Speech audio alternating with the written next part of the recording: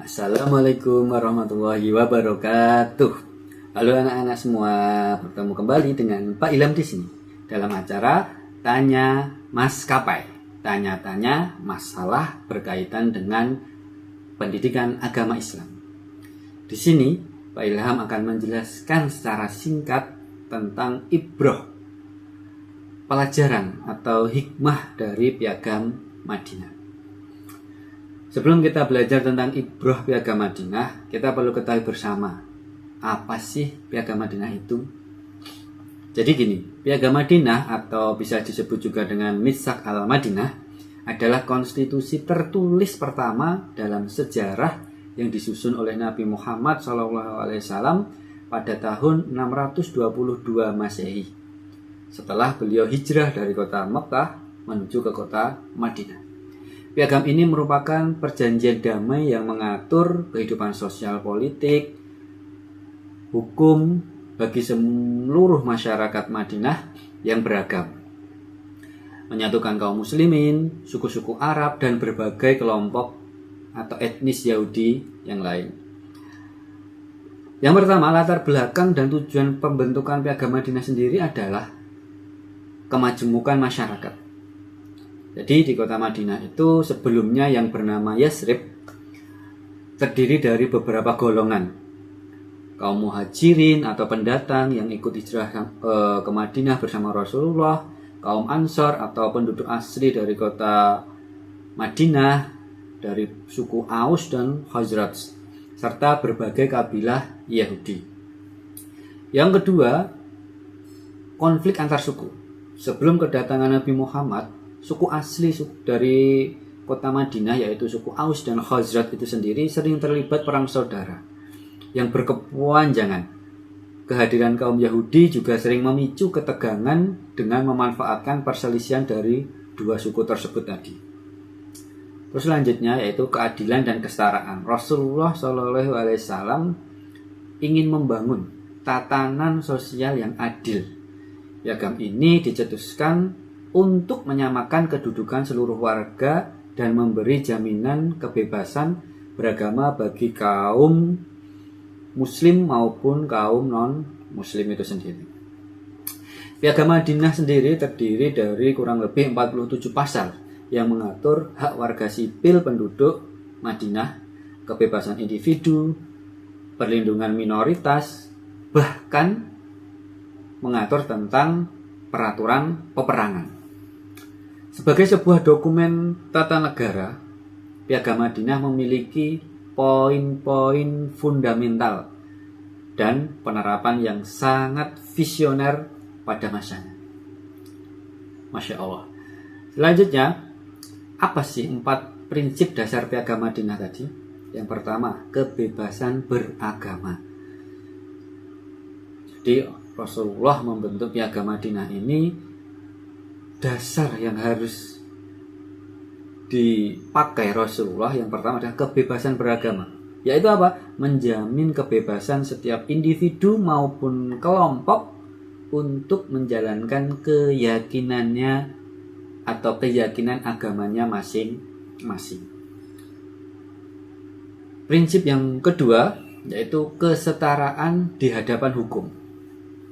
Jadi seluruh warga negara, maksudnya di sini seluruh warga kota Madinah terutama memiliki hak dan kewajiban yang sama. Terlepas dari latar belakang mereka, terlepas dari latar belakang suku maupun agama yang dianut mereka. Prinsip yang ketiga adalah semua elemen masyarakat diwajibkan untuk bersatu melindungi kota Madinah dari ancaman suku maupun agama yang datangnya dari luar kota Madinah. Selanjutnya, prinsip yang keempat, prinsip dasar yang keempat adalah penyelesaian sekuler yang adil. Segala bentuk perselisihan dan konflik diselesaikan oleh Rasulullah melalui musyawarah bersama dengan Nabi Muhammad sebagai hakim, penengah. Jadi Nabi Muhammad itu penengah yang adil, pemimpin juga penengah. Misalkan ada konflik-konflik yang terjadi. Oke, selanjutnya setelah kita ketahui bersama latar belakang Piagam Madinah tadi, lantas kita akan belajar bersama tentang ibroh, pelajaran yang dapat kita ambil dari Piagam Madinah itu sendiri. Yang pertama, persatuan dalam keberagaman. Nabi Muhammad SAW berhasil menyatukan berbagai kelompok masyarakat Yasrib yang nama Madinah dulu, yang sangat majemuk. Jadi masyarakat Yasrib atau Madinah dulu itu sangat majemuk. Majemuk itu beraneka ragam. Mulai dari kaum muslimin, yaitu muhajirin dan ansor, dari kabilah-kabilah suku Yahudi, hingga suku-suku Arab yang belum masuk Islam. Ibrahnya adalah bahwa perbedaan latar belakang bukanlah penghalang untuk bersatu dan saling menghormati dalam satu ikatan sosial. Masya Allah. Selanjutnya, kesetaraan dan keadilan di mata hukum. Jadi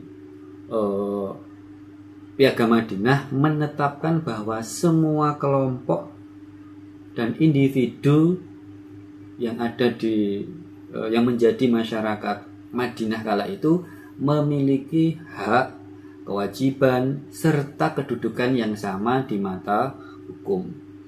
Tidak ada diskriminasi. Setiap orang yang melanggar hukum akan dikenakan sanksi sesuai perbuatannya tanpa memandang suku maupun agamanya. Selanjutnya, yang ketiga, kebebasan beragama.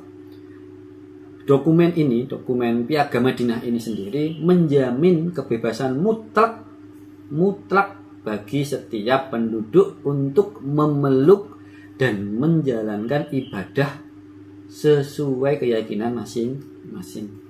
Hal ini tertuang dalam prinsip bahwa setiap golongan memiliki perlindungan dan aturan agamanya sendiri tanpa ada paksaan dari kelompok lain.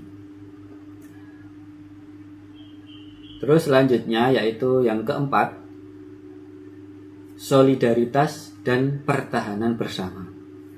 Penduduk Madinah diikat dalam perjanjian untuk saling tolong-menolong dalam kebaikan, menegakkan keadilan, dan menentang kezaliman. Lebih dari itu, mereka diwajibkan untuk bersatu membela kota Madinah dari ancaman atau serangan musuh dari luar. Selanjutnya, yang terakhir, musyawarah sebagai win solution atau solusi terbaik.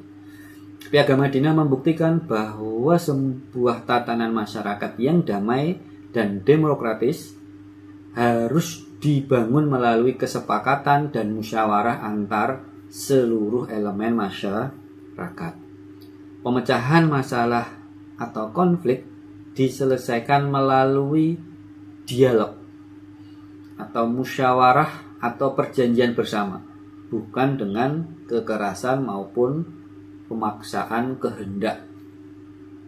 Sebagai konstitusi tertulis pertama di dunia, Piagam Madinah mengajarkan umat manusia bahwa perdamaian dunia dapat dicapai ketika keadilan, hak asasi manusia, dan tanggung jawab bersama ditegakkan atas prinsip saling menghargai.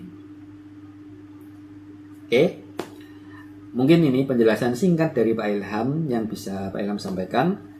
Apabila ada benarnya itu dari Allah SWT, apabila ada salah kurangnya itu murni dari Pak Ilham pribadi. Sampai bertemu kembali di segmen Tanya Maskapai selanjutnya ya. Tanya-tanya masalah berkaitan dengan pendidikan agama Islam.